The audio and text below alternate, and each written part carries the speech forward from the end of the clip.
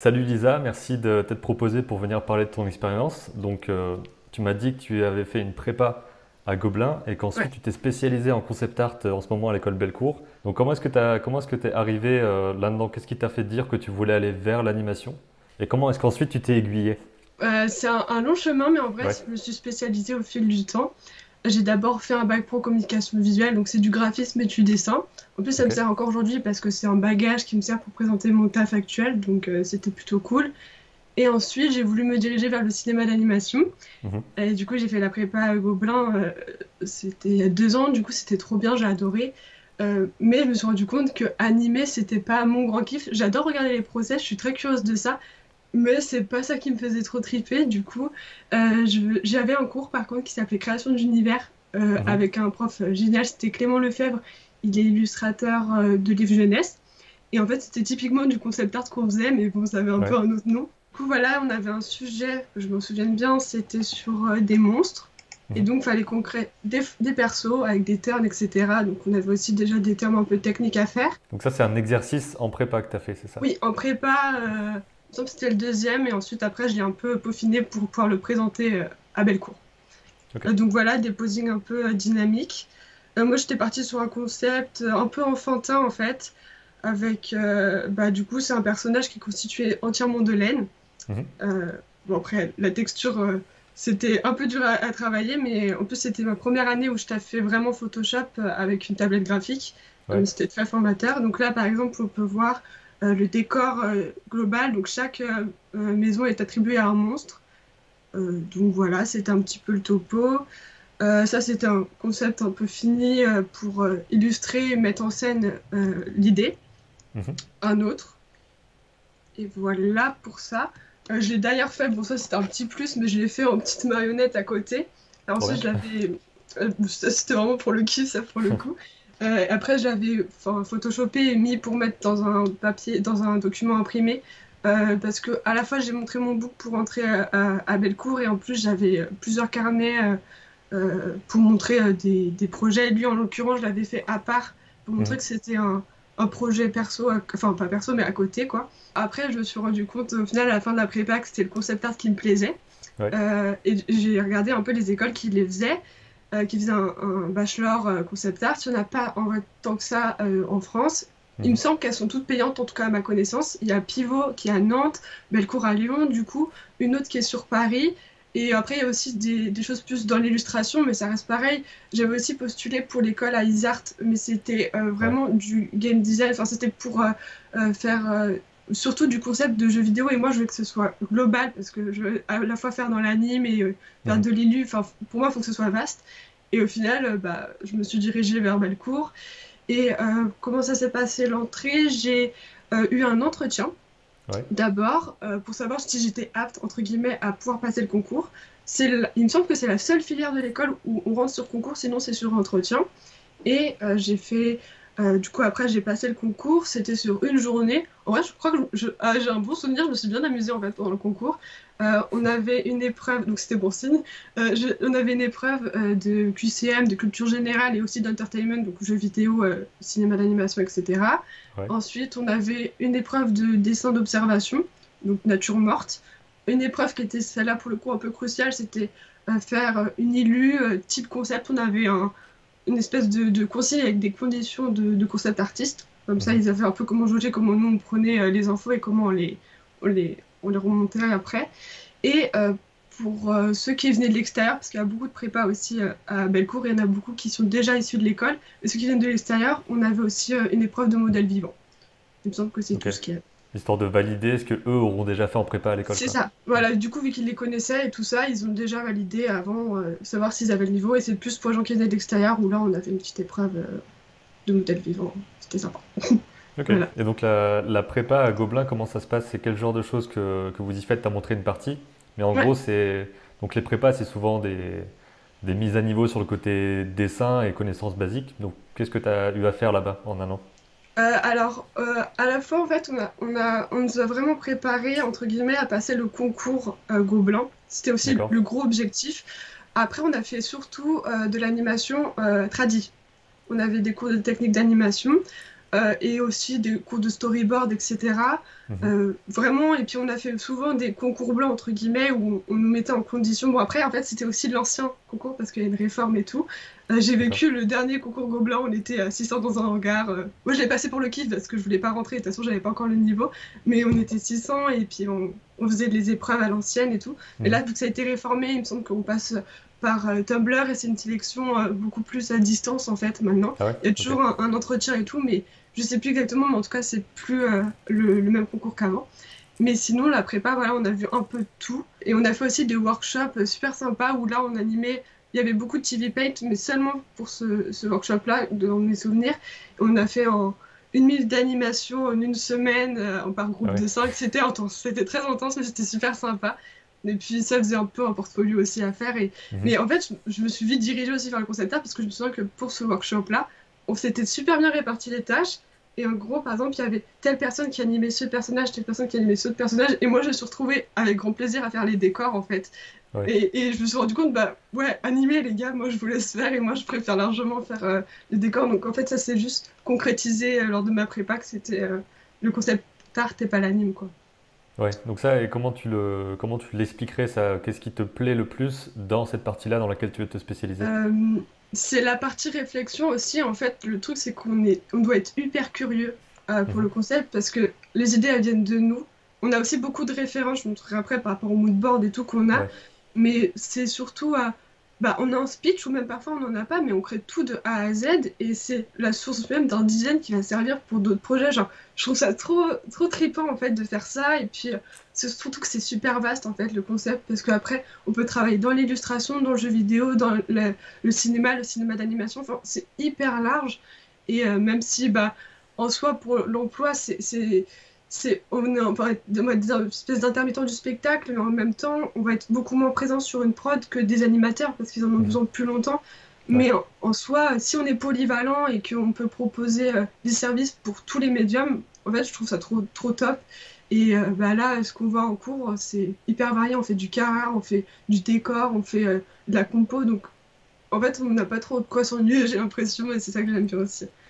Bah, c'est ce que a expliqué un petit peu aussi Axel Ouais, dans l'interview sur le concept, comme quoi il essayait de se diversifier à l'intérieur du domaine concept art mm, pour pouvoir être un peu partout. exactement. Et après, bon là, il est plus dans le côté indépendant, lui, de son côté. Donc Ouais. de se raccrocher à des prods pendant quelques temps.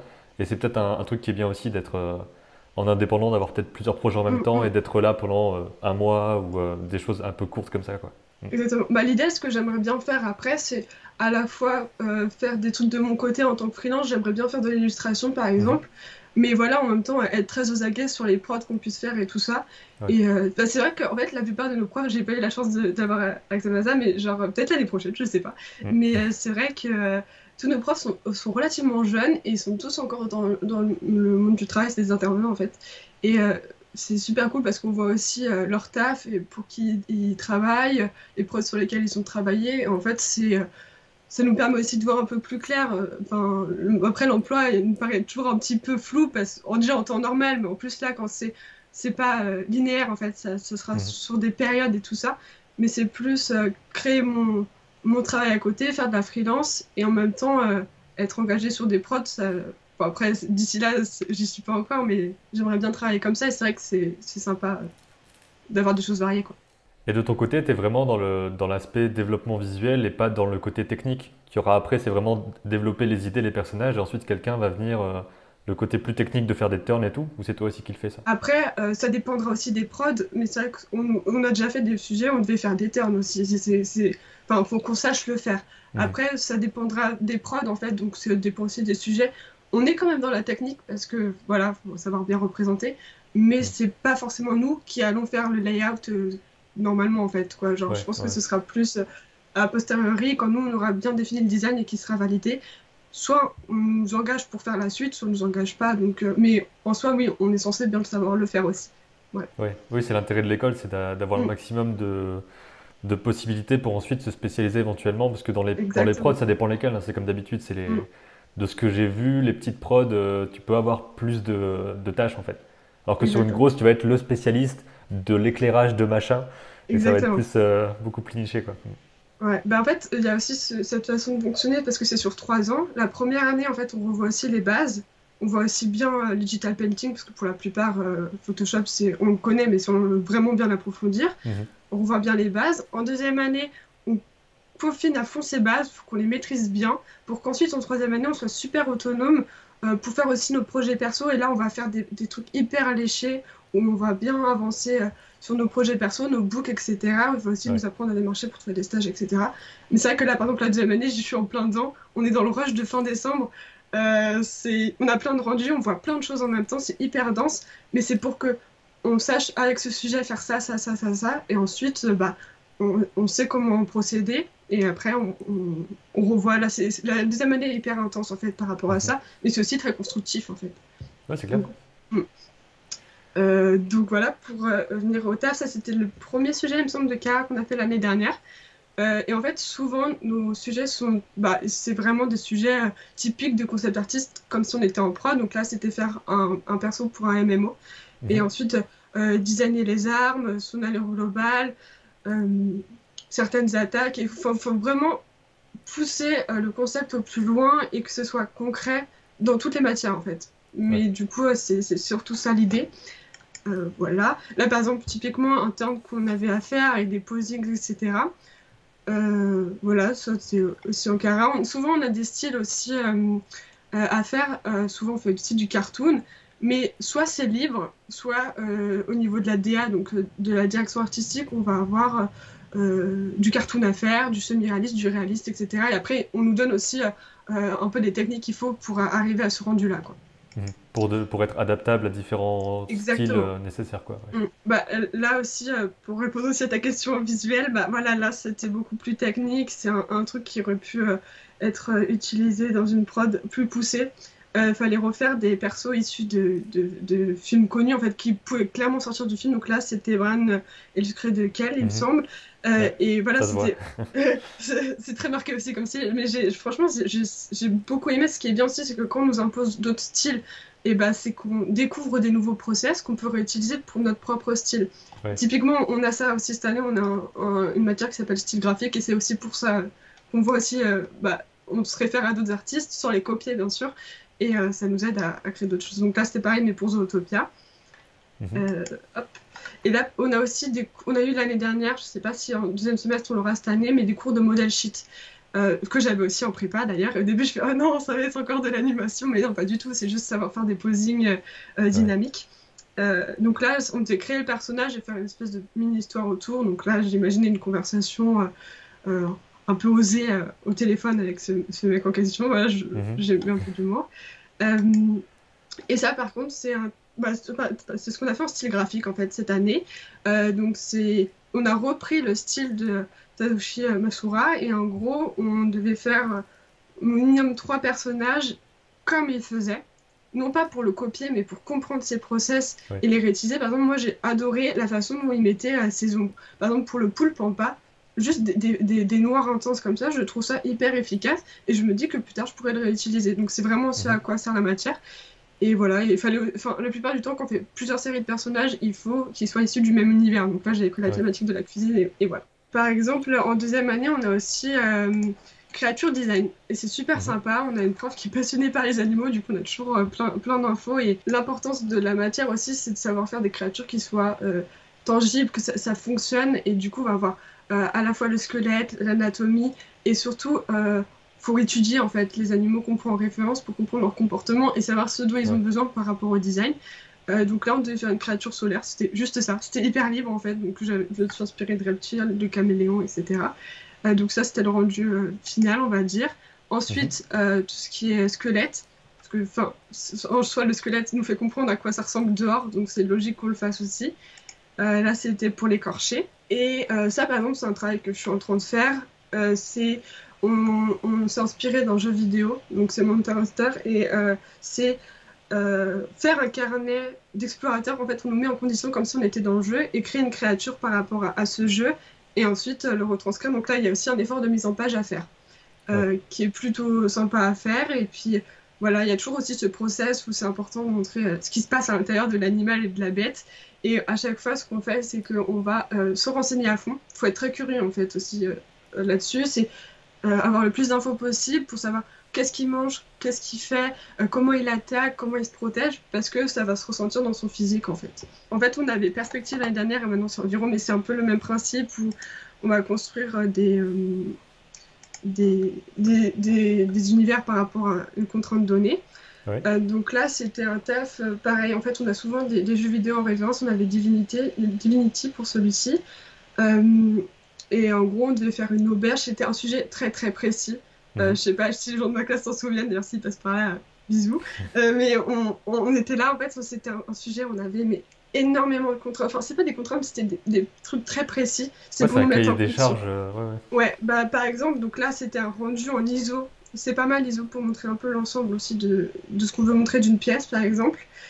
Donc ça c'était la façade de l'auberge que j'avais fait en question. Et là pour montrer à quel point c'était un sujet assez dense, c'est que on avait des contraintes dans le sens, on avait des salles à faire précises, un nombre de chaises par salle, Mhm. des cheminées, un nombre précis. Tout. On a vu la liste, on fait oh là là quand même. Mais en fait, moi j'adorais, enfin, ça m'a fait rire en fait de faire ça parce que fallait bien organiser. Il y avait la scénographie qui était ultra importante parce que si les persos peuvent pas bouger entre les salles, c'est pas logique en fait. Et c'est Ouais. à ça aussi qu'on voit qu'il faut qu'on ait un peu de rigueur aussi quand même parce que si c'est pas tangible après parce qu'ils vont modéliser en fait pour le jeu en question, donc faut que le support il soit réalisable et c'est aussi tout l'intérêt de ce genre de sujet. C'était assez sympa à faire. Donc voilà, là, c'était typiquement les plans qu'on avait à faire pour chaque salle. Et là, par exemple, un exemple de mood board que j'ai utilisé Mhm. pour ce truc en l'occurrence. Euh, Tous nos sujets, on commence toujours avec un mood board en fait. Et c'est un peu genre le truc, le process direct où on va se renseigner et tout. Et plus notre mood board il se remplit, plus notre idée en général elle est assez claire. Après, si on n'est plus sûr, ben, on change, on va sur d'autres références. Mais là, je voulais partir sur typiquement une architecture un peu espagnole et tout ça. Euh, et c'était assez sympa à faire. Voilà, donc là par exemple, cette année aussi on fait de la 3D. Mhm. On vient de commencer et en fait c'est surtout pour apprendre à faire des blockings. Donc c'est juste des shapes en fait qu'on fait très simple en 3D pour bah, déjà gagner du temps sur la perspective. Bah, comme disait Axel, en fait c'est Ouais. vraiment... faut aussi qu'on apprenne à avoir des techniques qui nous fassent gagner du temps parce que c'est pas de la triche, c'est juste on avance au plus Oui, vite pour ça. avoir le plus de possibilités possibles pour faire des rendus. Donc là, après, j'ai fait du photobase un peu aléatoire, mais voilà, c'était un peu l'idée pour montrer la shape globale. Pareil, là, c'était du blocking à la base sur Maya. On a pris sur Maya 3D. Normalement, on va faire du ZBrush après, ce qui nous sera peut-être utile pour la créature design. Ouais, c'est clair. Euh, et ça, c'est un autre sujet que j'ai fait l'année dernière, qui était assez sympa parce que la plupart du temps, on fait des sujets en solo, mais quelquefois, on fait des sujets par groupe. Et là, c'était un sujet où on devait faire espèce de forteresse de castor. On est Mhm. parti de concepts qui étaient les nôtres, qu'on avait fait nous-mêmes. Ensuite, le prof avait choisi le concept de quelqu'un dans la classe, en l'occurrence une fille qui est enfin, un truc génial et tout ça. Du coup, on l'a repris. Et il nous avait fait, OK, maintenant, ce qu'elle a fait, c'est votre DA. Et vous devez faire des salles issues de sa forteresse à Des l'intérieur. dérivés, quoi. Ouais. Exactement. Et on était par groupe de 5. Et là, du coup, moi, j'avais 7 salles à titrer, chacun avait sa salle. Et ce qui était bien, c'est qu'on faisait des props, donc des objets, par exemple les tables, les tabourets, etc. On se les donnait entre nous. Et ensuite, Mhm. ça nous constitue notre global. Et du coup, ça devenait cohérent parce que toutes nos salles étaient issues du même truc. Et c'était assez sympa de faire des choses en groupe. On a fait un autre sujet aussi en groupe où on devait faire une espèce de livre illustré par rapport à des contes. On était Ouais. par trois. Et là, on avait fait des illus. J'avais fait Baba Yaga avec deux autres personnes et c'était super sympa à faire. Ça, du coup, c'était un sujet assez rigolo aussi parce que c'était d'un principe de roulette en fait. On avait des sujets, enfin des thèmes, par exemple pour le lieu où ça allait se passer. Euh, Qu'est-ce qui s'y passe? Et je sais plus si c'était la thématique ou un truc comme ça. Et en fait, on avait une roulette qui se mettait au hasard et on tombait par exemple sur l'île aux pirates, comme je suis tombée, sur repas de famille, etc. Et ensuite, on Mhm. constituait une île par rapport à ça. Donc, c'était assez ludique en fait de faire ça. Et voilà, j'avais fait une version un peu panoramique pour montrer l'étendue de la scène. Du taf de 3D qu'on a fait, Ouais. du coup, on commence en deuxième année. Et là, c'était typiquement en 3D, donc on a été sur des choses plus léchées, c'est plus du blocking en fait. C'est Là, c'est bien, vraiment. bien précis, ouais. Oui, mais en fait, je me suis bien amusée. Ça prend du temps, parce qu'en plus, je venais de commencer, du coup, le logiciel, il n'est pas encore en main, quoi. Mais c'était assez sympa à faire. Et là, c'était une maison typique. On avait des refs, mais on était assez libre. Il y en a qui ont fait des manoirs gigantesques et tout, ou des petites cabanes assez mignonnes. Euh, donc voilà aussi, c'est pour avoir des rendus un peu plus plus poussé, si on veut, par exemple, avoir une modé nickel, et ensuite on fait du paint over, ou après on peut aussi mettre des matières sur Maya, on est en train d'apprendre à le faire, ça. Mhm. Et sinon, pour revenir à la question, par exemple, de si on doit faire des choses très techniques, par exemple, on a des cours de color key, donc la couleur, et en fait, on voit la couleur et la lumière. Et notre prof nous fait des trucs assez poussés. On a fait des exercices récemment sur comment le verre fonctionne, les reflets, la lumière, etc. Ça devient limite scientifique quand on nous explique, mais c'est très intéressant. On a fait ça avec le métal aussi. Et Mhm. là, on est en train de le faire avec la peau. Et là, par exemple, on a repris tout ce qu'on avait vu pour prendre un personnage de cartoon et le faire en version cyborg. Et là, on peut voir, j'ai mis le process exprès, genre je suis partie d'un sketch où j'ai pris rapido des rats, et ensuite j'ai rempli, j'ai mis les aplats de couleurs, et ensuite là, on finit par la matière où faut essayer de faire le reflet du métal et que ça ressorte bien, quoi. Donc, dans l'idée, il faut aussi qu'on arrive à faire des choses qui soient concrètes. Donc, s'il faut qu'on ressente le volume, il faut qu'on ressente les matières, la lumière qui arrive, tout. Donc, ça reste assez technique, en fait, ce Ouais. qu'on fait comme rendu. Après, c'est pas le truc, le line parfait tout le temps, comme on peut l'avoir quand bon, on anime, en fait. Mais l'idée, c'est vraiment de, d'avoir quelque chose de concret où ça part tout de suite, les gens ils comprennent en fait assez vite. Mhm. Là, juste pour la déconne, on a fait un truc l'année dernière. On avait un cours de digital painting où en gros on faisait aussi du speed painting pendant un moment. Donc pendant 30 minutes, on a un sujet et il faut faire au plus vite, un truc assez rapide, mais montrer l'idée, c'est pour nous exercer. Et là, par exemple, on avait repris des tableaux, on avait un choix et on devait refaire la tête du tableau. Donc moi, j'avais pris celui de Van Gogh et il fallait que ce soit cohérent et que ça paraisse assez naturel d'avoir ça dans le tableau. Mhm. C'était aussi une façon de voir d'autres touches picturales, en fait, qu'on puisse Ouais. refaire après, quoi. Et là, par exemple, c'est ce qu'on a fait, parce qu'on a encore des cours de tradi, faut pas se méprendre, mais bon, beaucoup moins. En fait, on a du dessin analytique, donc c'est du dessin d'observation, et du Mhm. modèle vivant. On a 4 heures en deuxième année et 3 en dessin analytique.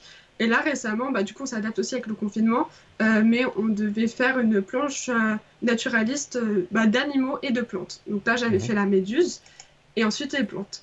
Et c'était assez sympa à faire. Je suis partie sur un truc à l'acrylique, mais on était assez libre. Et c'est vrai qu'on n'oublie pas l'importance du dessin d'observation. C'est primordial. L'idéal, c'est d'avoir Ouais. un petit carnet et dessiner tout le temps et tout ça. Mais c'est vrai qu'il faut trouver le temps et puis il faut que ça devienne un mécanisme que je n'ai pas encore, mais il faut vraiment que j'approfondisse ça. Et dans cette même matière de dessin analytique, on va avoir un carnet à faire. Mhm. Euh, du coup, c'est un carnet à la fois libre, donc on fait ce qu'on veut, et à la fois on fait de l'observation. Bon, il a un peu vécu, j'ai enlevé la couverture, là c'est un peu barré. Mais voilà, là c'était plus, bah là je vais faire un dessin d'observation de ma fenêtre. Mhm. Ensuite, c'est des trucs assez libres, moi j'aime bien faire dans l'illustration, donc je pars souvent là-dessus. Des pages pas finies aussi, ça c'est pas ouf, mais il faut les finir. Voilà, des trucs de Cara qui servaient pour des projets. Donc faut pas hésiter quand on a des projets aussi à les faire un petit crayonné avant. Moi j'aime bien passer par le tradi en général, c'est assez important. Mhm. Là on avait un modèle vivant que je trouvais sympa, du coup je l'avais repris et je suis partie sur des motifs. Bah là c'était plus de l'ops. Euh, voilà, ça c'est typiquement le genre de look que j'aime bien faire Mhm. avec des caras, mais enfin, en général, moi j'aime bien repartir sur du papier, c'est assez cool parce que l'écran c'est sympa mais ça fait mal aux yeux. Et voilà, après c'est juste continuer à faire un peu une planche de Cara, typiquement. Et voilà, enfin c'est juste pas oublier de continuer un peu nos carnets, même si on manque de temps en ce moment. Et ce que j'aime bien faire aussi, c'est des carnets pas thématiques, mais par exemple, je suis pas très forte en portrait. Du coup, je Mhm. veux m'exercer. Et je me suis dit, bah, je vais faire le challenge. C'est genre les 100 têtes challenge. Enfin, je vais pas dire en anglais parce que je saurais pas bien le dire. Mais en gros, je sais pas si tu connais le concept, mais on est censé faire en 10 jours 100 têtes. D'accord. Bon, j'ai pas du tout tenu le délai parce que j'ai pas encore fini le challenge.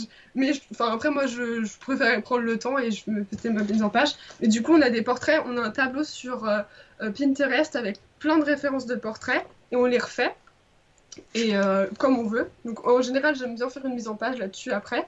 Mhm. Et bah, ça m'a entraîné à faire des portraits typiquement. Et je trouvais ça cool. Et voilà, en fait, c'est juste bah, un exercice que je me suis donné à faire. Et là, j'ai fait de la mise en page typiquement pour ça. Euh, et voilà, je trouvais ça. Enfin, j'aime bien avoir des carnets qui soient à thème, comme ça. Bah, Ouais, chaque année, je taffe pour ça et ça et ça. Mais bon, c'est vrai qu'en ce moment, on est tellement dans le rush niveau cours que j'attends les vacances de Noël pour un peu taffer tout ça, quoi. je comprends, je comprends. Et dans ton année, ou alors en première année ou quoi, est-ce que tu as eu besoin de faire des stages? Et si oui, qu'est-ce que tu as fait ou qu'est-ce que tu comptes faire? Alors, on n'a pas de stage obligatoire. C'est D'accord? vrai qu'on a demandé cette année comment on allait faire et tout ça pour en avoir. L'année prochaine, normalement, ils vont nous expliquer comment procéder, comment en avoir, etc. Après, il y a aussi le réseau qui peut compter dans le réseau de Bellecour. Ce Mhm. qui est bien aussi, là, ça parle pas des stages, mais c'est plus, ils nous incitent beaucoup à travailler inter-filière, en fait. Par exemple, on a des gens en 2D, en 3D, en game design. Il y a même des gens qui sont en design et à faire des choses pour eux en tant que concept artiste. Et Ouais. ça crée notre réseau pour plus tard, parce que même s'ils sont étudiants comme nous, j'ai fait des concepts pour quelqu'un qui veut faire un jeu vidéo en master, des concepts aussi pour quelqu'un enfin pour des groupes de personnes qui sont en troisième année à Nîmes, etc. Mais c'est vrai que pour les stages, on n'a rien d'obligatoire pour l'instant. Mais c'est vrai qu'on est en demande de ça. Donc l'année prochaine, ce sera beaucoup plus clair et on nous incitera plus à... Parce que, à part si c'est en dehors des heures de cours, Mhm. on n'a pas de temps consacré dans le programme pour faire des stages. Non. Et un truc que j'ai pas demandé aussi par rapport au matériel, comment ça se passe? Est-ce que l'école a tous les outils logiciels et matériels dont vous avez besoin? Est-ce que vous devez avoir vos propres trucs? Comment ça fonctionne? Alors, le seul truc qu'on doit avoir, c'est un stylet, comme ça, qui Ok. soit compatible avec les Cintiq de l'école. Moi, enfin, j'ai une Cintiq 13 pouces, je crois, juste là. Mhm. Mais en fait, chez nous, tout ce qu'il faut, c'est avoir une tablette graphique, peu importe c'est laquelle, du moment qu'elle Ouais. fonctionne et que tu peux taffer dessus. Ensuite, bah, il y a les logiciels, Photoshop et tout qu'on doit avoir chez nous. Maya, il y a une version étudiante gratuite qu'on peut se procurer pour la 3D. Sinon, à part le stylet, il y a des Cintiq à l'école en fait. On n'a pas besoin de ramener nos tablettes, ça c'est top.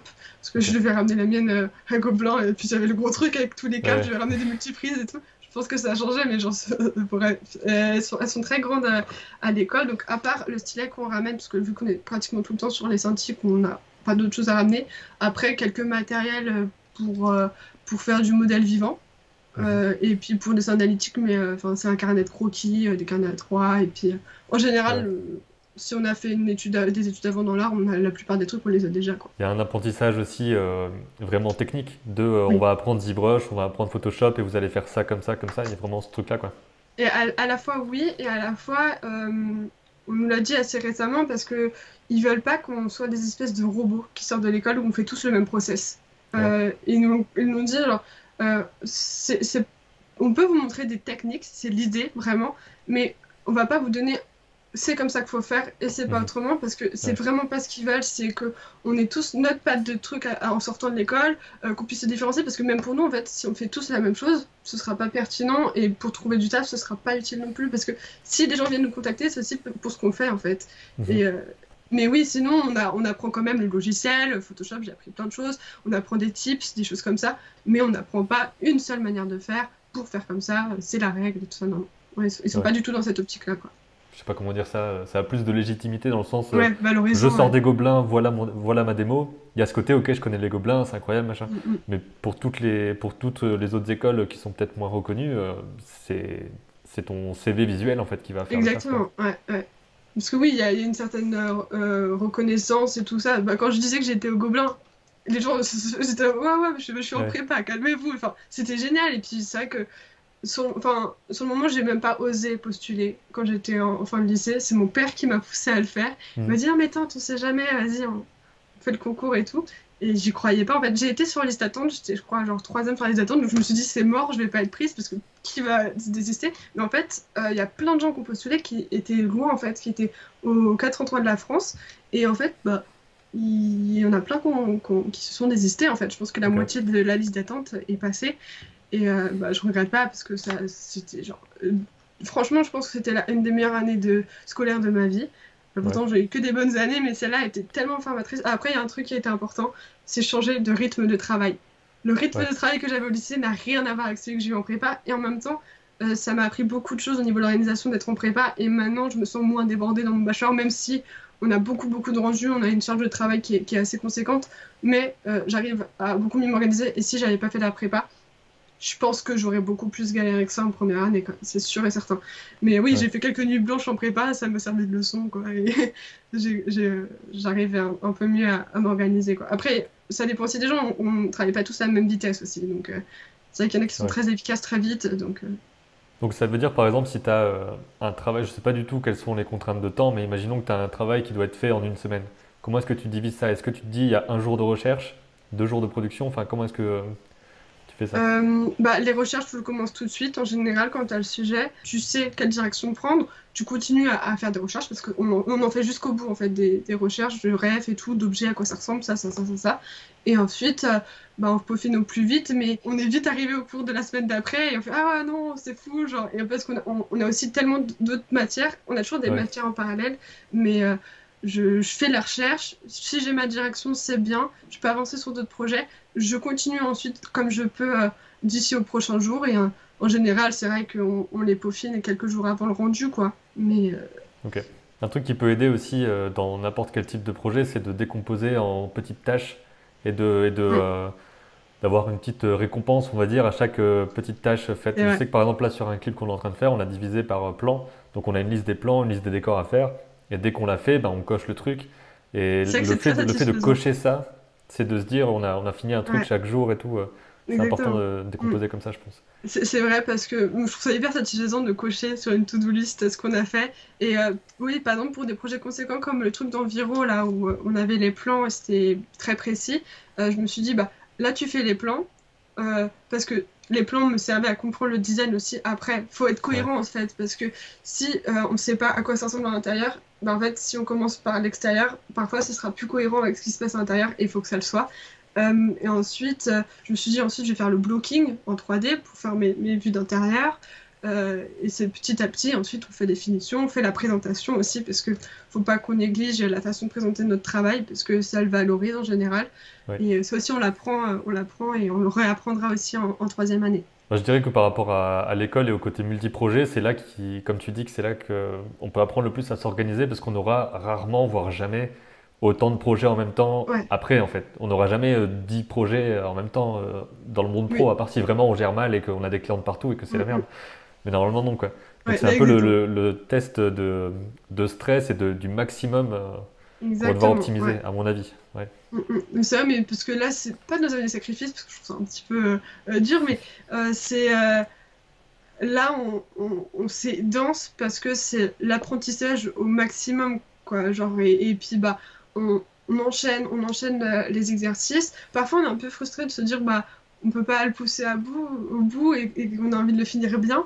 Et Ouais. soit on trouve le temps de le faire et c'est top, mais après, rien ne nous empêche plus tard de reprendre ce sujet-là qu'on a adoré et bah, le peaufiner, pouvoir le mettre dans son box. Généralement, c'est ce que on finit par faire en fait. Après, pour l'instant, on n'est pas propice à. Enfin, on n'a pas de raison encore de montrer notre book parce qu'on n'est pas encore en recherche de stage ou de travail. Mhm. Après, la plupart du temps, on met ça sur les réseaux, donc si on le met, c'est qu'on est satisfait. C'est vrai que ça, c'est un truc où si je suis pas satisfaite, je montre pas quoi. Et parfois, je suis dure avec moi-même, mais je vais pas mettre des choses si c'est pas. Enfin, il faut que je sois assez satisfaite pour le montrer quoi. C'est ça. Et puis d'une manière générale, je suis pour le partage maximum à la fois de l'information de comment faire les choses. C'est pour ça que Mm, ces interviews existent, pour parler à la fois avec des gens qui sont en études, en pro, et de dire comment ça se ouais. passe dans la vraie vie, quoi. Et aussi pour le partage de la construction de la chose. Mm, Typiquement, la chaîne, c'est ça. Ça a commencé en disant, je fais un petit film, et il faut que je montre comment je le fais, pour mm, quelque part mieux le faire aussi, et puis aussi partager le processus. Et c'est pour ça que cette chaîne est ouais. devenue un peu expérimentation, animation, dessin, et Ouais. il y a des trucs comme ça, quoi. C'est vrai Donc que c'est montrer le super parcours bon. aussi, quoi. Mm. Ouais, ouais, bah, ça, plus il y a d'infos, plus les gens peuvent s'aiguiller. Euh, enfin, plus on voit concrètement ce que les gens font, plus on peut savoir si ça nous plaît ou pas. Et c'est vrai que Aussi, bah, ouais. ta chaîne, elle aide beaucoup à ça. Et ça, c'est top parce que. Enfin, oui, comme je disais, moi, j'ai su très vite, genre en troisième, je savais que je voulais pas rester en général, que j'allais m'ennuyer et que je voulais partir dans l'artistique. Je faisais déjà du dessin à côté avec un prof depuis que j'étais en primaire, quoi. Mhm. Et bah, je commençais, c'était pour rigoler et tout ça, mais au final, j'ai adoré. On a même fait un projet où on vendait nos dessins pour partir au Japon. C'était le projet. Bon, on n'a Ouais. pas eu assez de sous, on est parti en Grèce, mais c'était super sympa quand même. Et en fait, plus ça allait, plus bah, ça devenait concret. C'était le dessin et pas autre chose, quoi. Et voilà, en fait, au début, c'était bah, le dessin. Ok, c'est super large. Ensuite, bah, j'ai fait graphisme et dessin. Ensuite, bah, c'est sympa le graphisme, ça peut me servir. Ça se trouve, plus tard, je ferai du graphisme, ça me dérangerait même pas. Et parce que je trouve ça cool aussi en général. Et puis bah, après, bah, animation, concept, et voilà. Et c'est devenu concret au fil du temps. Parce que aussi j'ai vu ce genre de personnes qui va faire, voir leur travail, soit on se dit oh ouais j'adore, soit ouais c'est super sympa mais c'est pas mon truc quoi.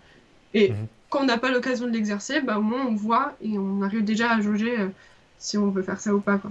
Bah écoute, merci d'avoir partagé ça. J'espère que ça aide les gens qui veulent s'orienter vers le concept. Et justement, ça J'espère donne un aussi. peu ce côté spécialisé, mais petit à petit, on découvre ce qui nous plaît et tout ça. Ouais, ouais. Donc je mettrai ton Instagram, etc. Mmh, dans la carrément. description si les gens veulent venir suivre ton travail. Je crois qu'il y a déjà des choses que tu partages là-dessus. Oui, oui, là, bah là c'est devenu presque un Insta pro en fait. Je mets plus Ouais, des photos perso donc ouais, parfait. Bah, je partage tout ça et puis bah, merci encore à top. toi et puis je te dis à bientôt. Merci à toi.